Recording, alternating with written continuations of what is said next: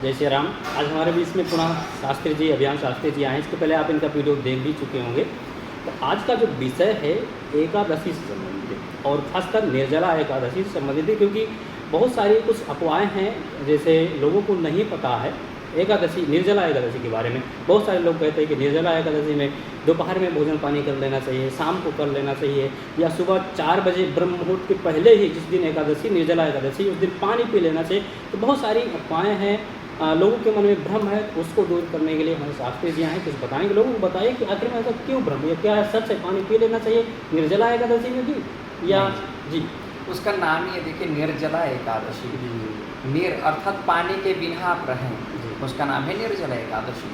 सर्वप्रथम तो एकादशी का आपको बता देते हैं एकादशी है क्या, एकादशी का तात्पर्य क्या है और एकादशी का व्रत हम क्यों करते हैं। पहले तो हम ये जान लें।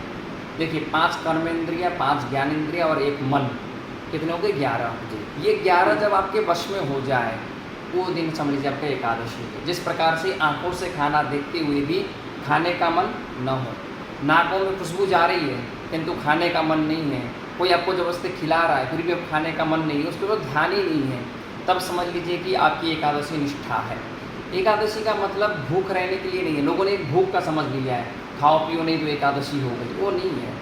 आपका मन, चित्त, हृदय सब कुछ परब्रह्म परमात्मा के लिए समर्पित हो जाए, वो एकादशी है सर्वप्रथम।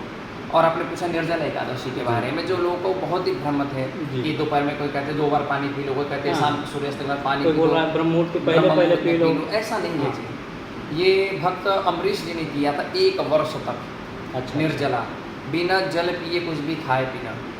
देखिए, हमारा शास्त्रों के अनुसार जैसे कि कहा जाता है कि सायंकाल से पहले दिन के ही मुझे छोड़ देना चाहिए।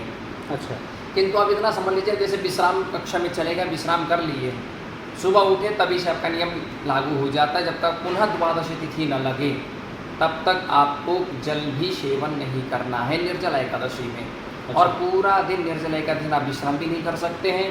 और आपका पूरा हृदय, मन, चित्त, शरीर कहाँ पर होना चाहिए?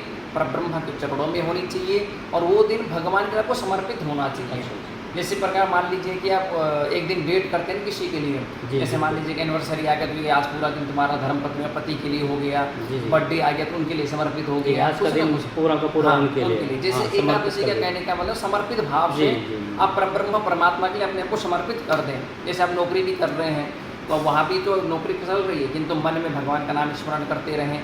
मतलब भूख रहने का तात्पर्य यह है कि हमारा जो प्रिय वस्तु है, जो हमको अत्यंत प्रिय है, भोजन के बिना हम कुछ कार्य नहीं कर सकते हैं, शरीर में शक्ति नहीं आती है, उसको भी हम छोड़कर हम आपके लिए परब्रह्म परमात्मा कुछ भी करने के लिए सक्षम हैं, कुछ भी हम कर सकते हैं आपके लिए। एक भक्तों का भाव है, भाव रख के आप करेंगे तो निश्चित ही आपका व्रत भी संपूर्ण रूप से पूर्ण हो जाए। यानी कि लोगों के मन में भ्रम है, अफवाह है कि मतलब ब्रह्म मुहूर्त के पहले पानी पी लें, या दोपहर में कुछ भोजन कर लें, जल पी लें, या शाम को, या अफवाह है, भ्रम। अच्छा।